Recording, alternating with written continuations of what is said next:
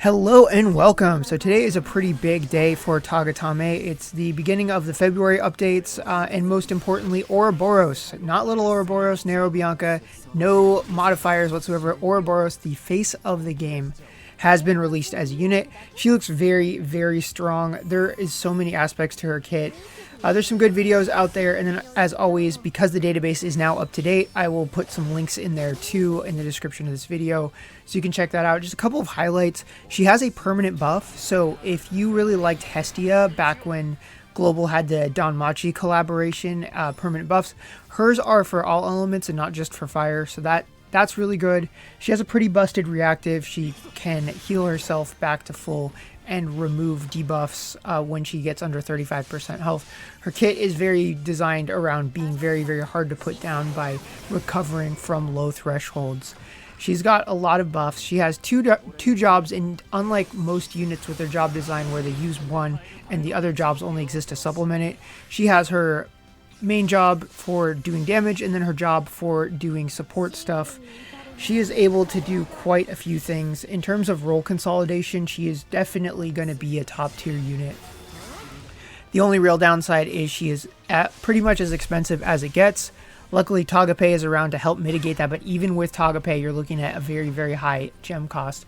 We'll talk more about that in the banner overview. And then just a couple things with Logi. One thing he has in common with Ouroboros in terms of the tankiness, they also both have buff duration +1 on their mementos for max limit breaking. Now, in the case of Logi, I'm talking about the memento you have to pull separately. The memento that comes with him is going to give you just more tankiness, like all type damage modifier defense up. So yeah, it's kind of a bummer if you went all in on Logi, but I wouldn't worry too much, because even if he doesn't have the same sheer amount of tools that Ouroboros has, being a provoking covering unit who also does very respectable damage, it's still going to be very, very good to have. Like, even if he's not like the best unit ever for PvP, you're going to find a ton of mileage for him in PvE. So definitely, I would not feel regret if you ended up pulling for him, because you still are going to have an absolutely excellent unit. If you didn't pull for him, you now have another option. And it's also worth noting that he is very, very much less expensive to get off the ground than Ouroboros is going to be. But let's go ahead and take a look at the banners, and we can talk about some of that more economical stuff about that in a little bit more detail. And here we are at the banners. So just a quick summary: Ouroboros, Logi, there's a couple of other interesting banners with select pools. And then other than that, there's not much else. There are other banners, but I'm not going to be recommending them just because I think they're either too expensive or they don't offer enough. But let's start with the main event. So Ouroboros is a 5-step unlimited. So very, very expensive, given that, as far as I can tell, there's not any way to get a free 25 shards, meaning that you're going to need to do 6 laps of this if you want to guarantee her, assuming that your luck is very, very bad. And then assuming that your luck's also very bad with TAGA, you're going to be looking at 60,000 gems total cost just for the unit. And then the memento is going to run you another 18k. So that's going to be very, very expensive. Just for comparison, Logi is only going to cost 40k, assuming the same worst case scenario with both pulls and TAGA. So yeah, it's definitely a lot, but I think you'll find that if you had the gems saved up, or maybe you were just had gems set aside just in case Ouroboros came out as a unit, you're going to find yourself very, very happy. And I 100% recommend, if you're able to, going for the memento, because it is really going to elevate her, as mostly in PvP context, but it'll still come in handy in PvE, mainly just when her health is below 25%. She's going to be immune to CC. That's a huge, huge thing, given her ability to recover when she gets low on health. Generally speaking, the only way around that is going to be doing something like alchemic freeze, or daze, maybe stop, something like that. But if you can't do that, then you're going to have a much, much harder time putting her down. So that memento is very. I'd consider it as like must have as it gets, as far as being an OP unit goes. So next up, there is a banner I don't really recommend. It's not that I think that any of the units are bad. I use Legacy still to this day, mostly for her support capacity, but she's definitely helpful to have. As always, Nero, pretty classic. Bianca's a good healer. Lil, I don't have Still, I got her Memento recently, so if I ever get her, I might raise her, but I'm not going to do a 7-step to grab her. For me, it would need to be something more incidental. Now, you can get 600 coins and a selector for one of these units, so if they're must-have for you, you could do worse as far as banners go. But I just think it's a little bit too expensive. You know, if the worst-case scenario is you get 0 featured units, you end up with 600 coins, which is decent. You could get some units up, and then you get to pick one of the units. But I think the other 7-step banners are a little bit better. And then real quick, Ophinius and Ananji are rerunning, but I don't recommend paying full price for them. Hopefully you can get them from a pickup banner or a 7-step with a selector where they're either just all units or they're in the pool. Something like that. Something, 1, less expensive, and 2, that offers more along the way than just dragon coins. And pretty much same thing for their Memento. Unless the only people I'd recommend this to are people that either Ananji or Ophinius is like their #1 unit and they use them all the time. They've got all their gates maxed. They've got perfect rune sets. They have everything except the Memento, and just RNG has not been good to you, etc. Then you could go for this and then solve that problem, and your #1 unit is then reach their full potential. But unless you fit that very specific description, I'm not going to recommend that. Just recommend trying to grab it another way. So then we get to the banners I alluded to earlier. So they're very similar in structure. They're both 7 steps. They both give you a selector. The main difference is the unit one is going to give you more anniversary coins, so 1,000, always good. And then the Memento one is just going to give you a 5 relief selector. So whichever one you're going for, or maybe have something else stashed away, you'll be able to maximum break it right away. I think the coins are a little bit more valuable by themselves, but then again, sometimes you need mementos more than you need units. So the main thing is that it's the same pool of units either way, for either the unit themselves or for their mementos. And then on step 4 of the banner, you're going to be guaranteed 1 of the pool. And then on top of that, you're going to get a limited either unit or memento along the way each step too. So I consider it very, very high value. Like maybe you don't want to do this because you need to start saving for a very, very expensive unit when they come out. Either somebody you've got in mind, like say maybe Kagura Link or Kadanova Link or something, or maybe you like the design of one of the characters that's brand new that they showed on the Chapter 8 splash art, the dude in black. I think that dude looks pretty cool. If he's not super expensive, I might go for him in the future, depending on how soon he comes out. But if you're not in that group, then I do consider these banners pretty high value. I'm going to do the Memento one because about half the mementos in that total pool I don't have. A lot of the units like Matia, Smire, I use quite a bit. I'd love to get Riza's Memento. So for me, it works pretty well, and then it'll free me up to use the Memento selector I already have on either Ultima or Seda. And then besides that, of course, Logi is still around, and then Dios, who I don't recommend as much as Logi just because the, don't pay full price thing. And it's just stuff from last week. So that is it for the review. I'm still in a little bit of shock myself for just the sudden drop. They did a pretty good job of a misdirect with like 8th anniversary, here's Link Logi, and then just boom, Ouroboros. But that's all I got to say for banners, but let's go ahead and do a little bit of summoning for some mementos. Alright, let's get this summon underway. I am not going to speed it up for once, just because I have some stuff that I want to talk about, mostly just a little bit about the anniversary, nothing too crazy. And then I do want to talk about some speculations that I have for 2024, including speculating on whether or not 2024 will be the last year of TAGA Time, or at least the year where it descended down towards closing. Let's start with the anniversary first, though, just because I don't have as much to say about it. So far, I think that it's very okay. I can't say that it's terrible. Some of the banners are pretty good, and all the farming quality of life stuff, it's excellent. It's expected, but it is nice to have a giant boost. I think the pickup banners being rate doubled is good, but 5% still not huge, and so you could definitely still not benefit all that much from it.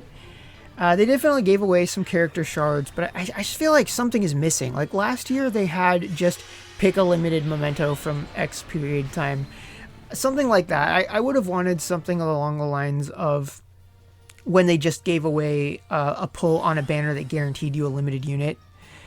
Just because, you can give me 100 summons every day for a week, but if all I get is garbage, like, that didn't really help me at all. Like, I can't really celebrate that. Like, thanks for a tiny chance at something that didn't lead to anything.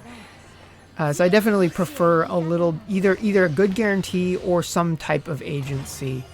But that being said, they still gave away some unit shards, a bunch of other stuff, so it's not the worst thing ever. I definitely do find it a little bit lacking compared to last year's anniversary, though.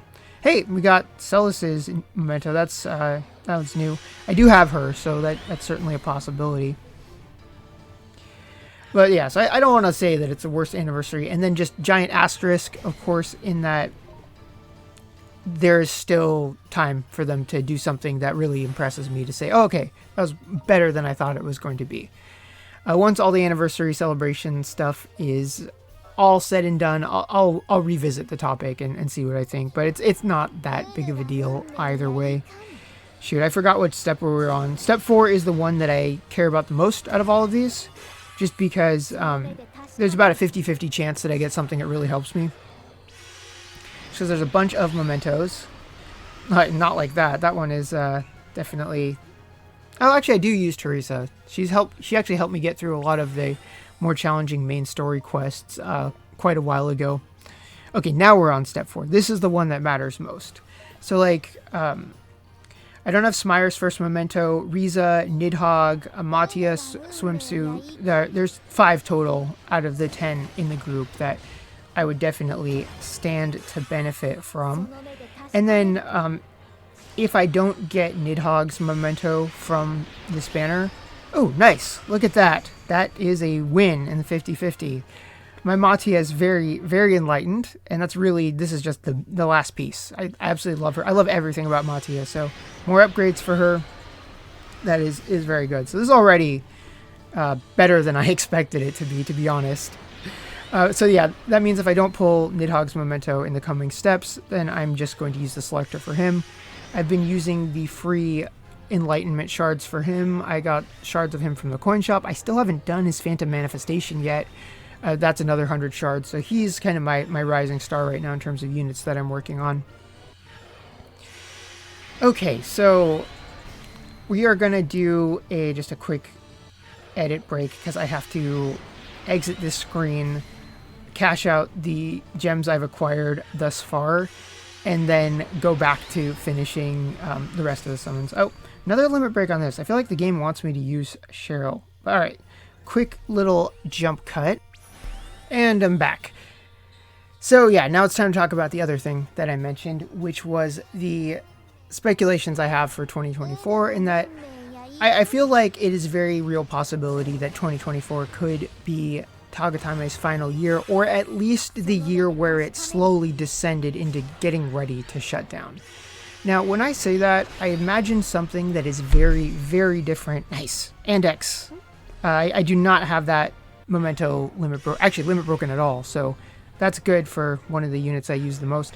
Anyway, I don't imagine that Tagatame shutting down would resemble the way things went down in Global at all. They're just too good on communication. I just imagine that it would be something that is a lot more telegraphed, something that they would announce like, hey, we are going to stop updating the game now that we've... Presumably this would happen after they finish the main story. Like, we're basically done with the game. We're going to just slowly slide into an end of service. Very different than the just no communication, no content updates, end of service announcement that happened with Global. I imagine that they would finish what they want to finish. They'd announce it, maybe even release a little bit more content towards then have a date where they're like, okay, there's not going to be any more updates. Or new units, that kind of thing. And then the game's going to shut down here. It really depends on if they have any other games in their pipeline, as far as especially something that would be a real successor to Tagatame.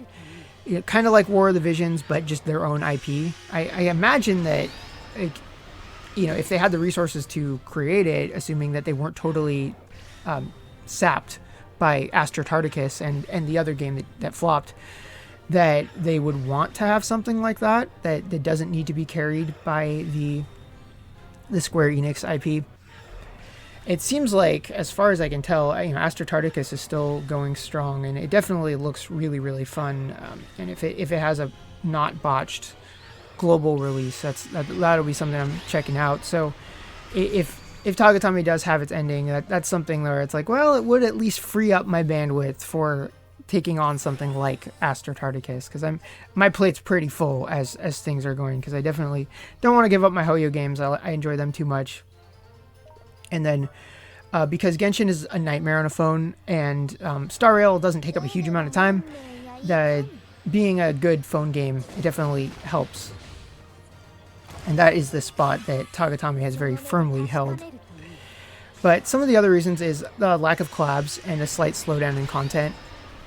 So the collab one is pretty self-explanatory. Nothing non-Fujigumi. Even the Fujigumi-owned stuff was barely there. The couple of Phantom of the Kill reruns, and the only new thing they did was the Link version of Kirfing. And then speaking of Phantom of the Kill, they've reached the point where they're not getting new updates, so that game's days are numbered. And that makes sense because Astra Tarticus has a lot of Phantom of the Kill characters in it, something of a successor. Their battle systems are more comparable to each other. So that they would put the eggs in that basket. It makes sense. It's just the question of how much is Tagatame dealing with that too? Like how much of the overall resources in Fujigumi went towards that, which is why we're not seeing as much in the game. So I want to stress before I say goodbye that this is not an absolute conviction that I have yet. If more red flags show up to be like, oh, okay, the game's definitely slowing down, I'll definitely say that. But I think that's enough for that topic for the time being. So if you are pulling this week, I wish you good luck, and I will see you all next time.